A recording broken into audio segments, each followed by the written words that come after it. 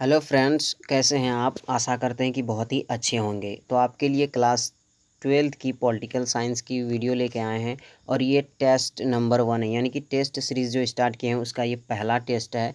तो आप हमें बताइएगा कि इस टेस्ट में आपके कितने मार्क्स आते हैं। यानी कि 10 नंबर के क्वेश्चन रहे हैं इसमें, तो 10 में से आप 10 लाते हैं तो बहुत ही अच्छे लाते हैं, अगर नहीं तो आप मतलब आपकी तैयारी में कुछ कमी है। तो चलिए देखते हैं, इसमें हम MCQ क्वेश्चन को देखेंगे, यानी कि बहुत ही शॉर्ट क्वेश्चन है, ऑब्जेक्टिव टाइप क्वेश्चन है।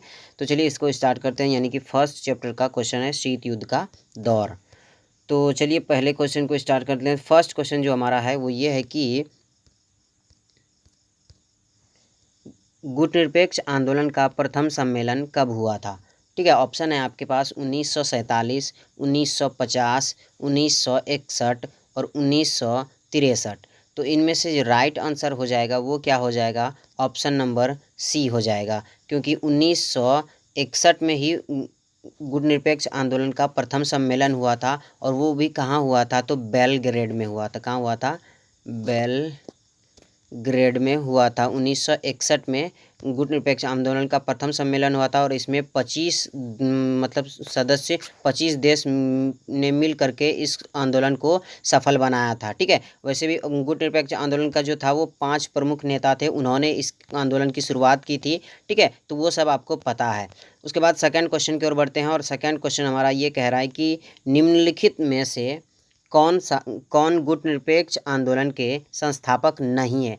ज़रा क्वेश्चन को ध्यान से पढ़िए एक बार, क्या बोल रहा है इसमें, निम्नलिखित में से कौन गुटनिरपेक्ष आंदोलन के संस्थापक नहीं है, हमसे पूछा जा रहा है नहीं पूछा जा रहा है, मतलब कौन है, नहीं है ये पूछा जा रहा है। तो इसमें से देखिए कि जवाहरलाल नेहरू जो है ये गुटनिरपेक्ष आंदोलन के संस्थापक हैं। उसके बाद ऑप्शन बी है गमाल अब्दुल नासिर, ये भी गुटनिरपेक्ष आंदोलन के संस्थापक हैं। उसके बाद सुकर्णो भी क्या है, गुटनिरपेक्ष आंदोलन के संस्थापक हैं। उसके बाद डी में आता है महात्मा गांधी, तो ये जो है वो रॉन्ग हो जाएगी, यानी कि जो गुटनिरपेक्ष आंदोलन है इसका संस्थापक महात्मा गांधी नहीं है। ठीक है, तो ये हमारा भी ऑप्शन डी जो हो जाएगा वो राइट हो जाएगा। उसके बाद अगले क्वेश्चन की ओर बढ़ते हैं, और क्वेश्चन नंबर 3 है कि शीत युद्ध का सबसे बड़ा प्रतीक किसे माना जाता है। यानी कि जो हमारा शीत युद्ध चला था, ठीक है, वो शीत युद्ध का जो प्रतीक था आखिर वो क्या था। 1945 से लेकर जो 90 तक चला था वो शीत युद्ध का दौर कहलाता है। तो आखिर शीत युद्ध को जो मतलब सबसे बड़ा प्रतीक माना जाता था वो क्या माना जाता था।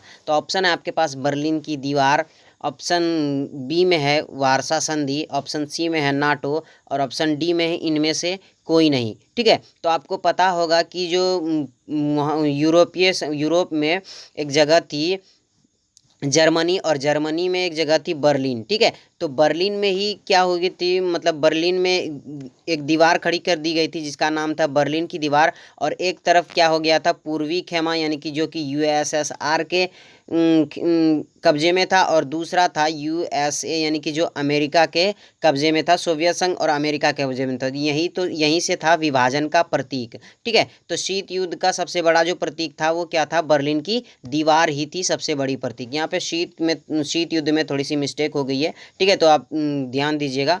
उसके बाद अगले क्वेश्चन की ओर बढ़ते हैं, और क्वेश्चन नंबर 4 कह रहा है कि द्वितीय विश्व युद्ध के दौरान, यानी कि जो दूसरा विश्व युद्ध हुआ था उसके दौरान धुरी राष्ट्र के अगुवाई कर रहे थे। यानी कि धुरी राष्ट्र की अगुवाई कौन कर रहा था। आपको पता है कि जो दूसरा विश्व युद्ध हुआ था, सेकेंड वर्ल्ड वॉर जो हुआ था, उसमें 2 राष्ट्रों के बीच युद्ध हुआ था, एक था मित्र राष्ट्र और दूसरा था धुरी राष्ट्र। ठीक है, तो मित्र राष्ट्र के अंदर कौन कौन से देश थे ये आपको पता है, तो धुरी राष्ट्र के में कौन कौन से देश है ये हमसे पूछा जा रहा है। तो देखिए धुरी राष्ट्र में जो देश थे, ऑप्शन है आपके पास, ऑप्शन ए में है जर्मनी, जापान और इटली, ऑप्शन बी में है सोवियत संघ, जर्मनी, जापान और इटली, ऑप्शन सी में है चीन, श्रीलंका, फ्रांस, ऑप्शन डी में है इनमें से कोई नहीं। तो इसका राइट आंसर जो हो जाएगा वो ऑप्शन ए हो जाएगा, यानी कि जर्मनी, जापान और इटली जो था वो धुरी राष्ट्र में शामिल था। और मित्र राष्ट्र की बात अगर करें, अगर आपसे ये भी पूछ लिया जाए क्या पता कि मित्र राष्ट्र में कौन से देश शामिल थे, तो मित्र राष्ट्र में शामिल थे अमेरिका,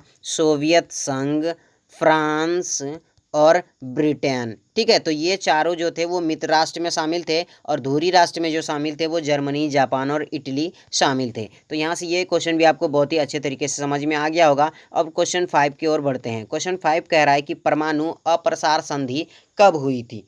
ठीक है, तो परमाणु अप्रसार संधि कब हुई थी इसको जानते हैं, तो आपके पास ऑप्शन है 1 जुलाई 1968 को, ऑप्शन बी में है 4 अप्रैल 1949 को, ऑप्शन सी में है 5 अगस्त 1963 को, और ऑप्शन डी है उपर्युक्त सभी। तो उपर्युक्त सभी जो हो जाएगा वो क्या हो जाएगा, कट हो जाएगा, क्योंकि उपर्युक्त सभी यानी कि कोई भी एक सम्मेलन मतलब इतने सारे तारीख में नहीं हो सकता। ठीक है, तो ऑप्शन सी पे आते हैं। ऑप्शन सी जो है ये भी गलत हो जाएगा, क्योंकि ऑप्शन सी जो है 5 अगस्त 1963 जो है, इस समय क्या हुआ था कि LTBT हुआ था, परमाणु संधि, यानी कि जिसे हम हिंदी में कहते हैं सीमित परमाणु परीक्षण संधि, ये हुआ था इतने तारीख, यानी 5 अगस्त 1963 को जो हुआ था वो हुआ था LTBT संधि। उसके बाद आते हैं बी ऑप्शन पर, तो बी 4 अप्रैल 1949 जो हो वो क्या हो जाएगा, नाटो हो जाएगा। नाटो की स्थापना हुई थी 4 अप्रैल 1949 को। ठीक है, तो यानी कि ऑप्शन ए बचा अब, तो ऑप्शन ए जो है 1 जुलाई 1968 ये हमारा सही हो जाएगा, यानी कि परमाणु अप्रसार संधि जो हुई थी वो हुई थी 1 जुलाई 1968 को। ठीक है, तो उसके बाद ये क्वेश्चन भी आपको बहुत अच्छे तरीके से समझ में आ गया। अगर आ गया है तो प्लीज़ इस वीडियो को लाइक कर दीजिए। उसके बाद क्वेश्चन 6 की ओर बढ़ते हैं। क्वेश्चन 6 कह रहा है कि गुटनिरपेक्ष आंदोलन का 15वां सम्मेलन कब हुआ था। ठीक है, तो ऑप्शन है आपके पास 1961, 2009, 2000 और 1950। ठीक है, तो ये 4 ऑप्शन है। इनमें से जो पहला ऑप्शन है आपको पता है कि अभी आपको हम ऊपर बताएं कि 1961 में हुआ था, वो क्या हुआ था, गुटनिरपेक्ष आंदोलन का प्रथम सम्मेलन हुआ था। ठीक है, तो यहाँ पे हमको तो 15वां सम्मेलन पूछा जा रहा है, तो प्रथम सम्मेलन यानी कि 1961 में हुआ था और ये बेलग्रेड में हुआ था। और 15वां सम्मेलन जो हुआ था वो हुआ था अगस्त 2009 में हुआ था। तो ये हमारा बिल्कुल राइट हो जाएगा। ठीक है, अगस्त 2009 में हुआ था, पूरा डेट यहाँ पे नहीं लिख पाए हैं। ठीक है, तो अगस्त 2009 में ये हुआ था 15वां सम्मेलन। तो याद रखिएगा ये 15वां सम्मेलन ऑब्जेक्टिव में पूछ लिया था, क्योंकि अब हर बोर्ड में ऑब्जेक्टिव पूछे जाते हैं, तो इसलिए आप किसी भी बोर्ड से आपको मतलब उतना किसी एक खास बोर्ड के लिए वीडियो नहीं बनाई जा रही है, हर किसी के लिए बनाई जा रही है, चाहे आप किसी भी बोर्ड से हो।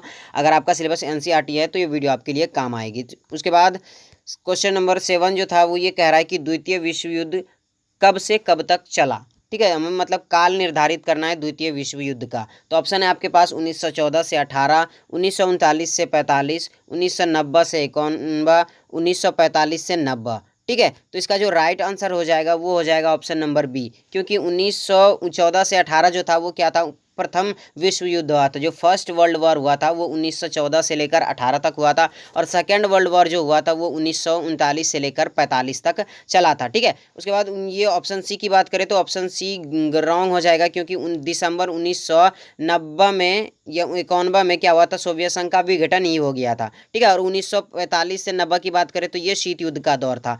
तो ये ऑप्शन बी जो हो जाएगा वो राइट हो जाएगा, क्योंकि 1939 से लेकर 45 तक जो चला था वो द्वितीय विश्व युद्ध का दौर था। ठीक है, उसके बाद ये क्वेश्चन भी आपको बहुत ही अच्छे तरीके से समझ में आ गया होगा। उसके बाद क्वेश्चन नंबर 8 की ओर बढ़ते हैं, और ये क्वेश्चन नंबर 8 जो है ये आपके लिए होमवर्क है, यानी कि हमें आपको कमेंट बॉक्स में बताना है इसका आंसर होगा क्या आखिर। वैसे हम इसका आंसर आपको पिछले वीडियो में बता चुके हैं, क्योंकि 2 वीडियो बनाए हमने शीत युद्ध के दौर पर। ये जो शीत युद्ध का दौर है फर्स्ट चैप्टर, इस पर हमने 2 वीडियो बनाया। समरी एक वीडियो जो है वो समरणीय बिंदु पर है, और दूसरा वीडियो जो है वो पूरा चैप्टर में है, लगभग 45 मिनट की लेक्चर है, उसको आप देख लीजिए। तो इसमें ये पूछा जा रहा है कि नाटो जो था, ठीक है, नाटो का पूरा नाम क्या है, यानी कि फुल फॉर्म बताने नाटो का पूरा नाम क्या है। ठीक है, तो इसको आपको कमेंट में बताना है, यहाँ पे क्वेश्चन मार्क लगा हुआ है, ये आपको कमेंट में बताना है। उसके बाद क्वेश्चन नंबर 9 की ओर बढ़ते हैं, और क्वेश्चन नंबर 9 कह रहा है कि अमेरिका ने जापान पर बम गिराए थे। तो अमेरिका ने जो जापान पर बम गिराए थे वो कब गिराए थे। आपके पास ऑप्शन है 1945, 1950, 1954 और 1921। माफ़ कीजिएगा, यहाँ पे थोड़ा सा टाइपिंग में गलती हो गई है। ठीक है, तो ये 1921 है। ठीक है, तो जापान में बम कब गिराए थे, तो जापान ने जो बम गिराए थे वो ये तो 1921 तो मतलब गलत हो जाएगा। उसके बाद 1954 की बात करें तो 1954 में क्या हुआ था, 1954 में सीटो और सेंटो हुई थी संधि। ठीक है, उसके बाद 1950 की बात करें तो 1950 में भी नहीं हुआ था। ठीक है, 1950 और 54 में सीटो सेंटो हुई थी। और 45 की बात करें तो 1945 में ही अमेरिका ने जापान के 2 शहर हिरोशिमा और नागासाकी पर बम गिराए थे, जो कि बहुत ज़्यादा मतलब जापान में ने तबाही झेली थी। ठीक है, और इसके बाद मतलब अमेरिका की इसमें बहुत ज़्यादा आलोचना हुई थी 1945 में जो 2 बम गिराए थे। उसका भी कुछ नाम भी था, उसका मतलब वो जो बम थे उसका कुछ गुड नेम था, लिटिल बॉय, फैट मैन, इस तरह का नाम भी था। आपको पता है 15 से 21 किलो टन की उसकी क्षमता थी। ये सारी बातें आप जानते हैं, ठीक है। तो क्वेश्चन नंबर 9 भी था जो हमारा कंप्लीट हो। उसके बाद क्वेश्चन 10 की ओर बढ़ते हैं और इस वीडियो का ये लास्ट क्वेश्चन है। तो ये क्वेश्चन कह रहा है कि शीत युद्ध के काल में वारसा संधि का संबंध किस गठबंधन से था। यानी कि जो शीत युद्ध का काल था उस समय वारसा संधि जो किया था वो किस गठबंधन ने किया था, यही हमसे पूछा जा रहा है। तो ऑप्शन ए में है गुटनिरपेक्ष गठबंधन, ऑप्शन बी में है अमेरिकी गठबंधन, ऑप्शन सी में है सोवियत गठबंधन और ऑप्शन डी में है इनमें से कोई नहीं। तो इसका जो राइट आंसर हो जाएगा वो हो जाएगा ऑप्शन सी, यानी कि सोवियत गठबंधन जो था, यूएसएसआर जो था, इन्होंने वारसा संधि की थी, ठीक है। तो वारसा और अमेरिका जो था इन्होंने नाटो संधि की थी, ठीक है। वारसा संधि 1955 में हुई थी, ये आपको पता है। तो यहाँ से हमारा वीडियो ख़त्म होता है। आप हमें कमेंट में बताएं कि आपका ये 10 क्वेश्चन में से आपका कितना आया, ठीक है। कमेंट में बता दीजिए हमको कि आप 10 में से कितना जानते थे और कितने का आंसर आप बना पाए हैं। तो अगर ये वीडियो आपको पसंद आया तो प्लीज़ इस वीडियो को लाइक कीजिए और अपने 5 दोस्तों के साथ इस वीडियो को शेयर कीजिए। और हमारे चैनल पर अगर पहली बार आए हैं तो आपसे गुजारिश है, निवेदन है, अनुरोध है, विनती है कि हमारे इस चैनल को सब्सक्राइब कर लें और ढेर सारा प्यार दें ताकि इसी तरह की वीडियो आप तक पहुंचती रहे। मिलते हैं एक नए वीडियो के साथ, आप तब तक के लिए जय हिंद, जय भारत।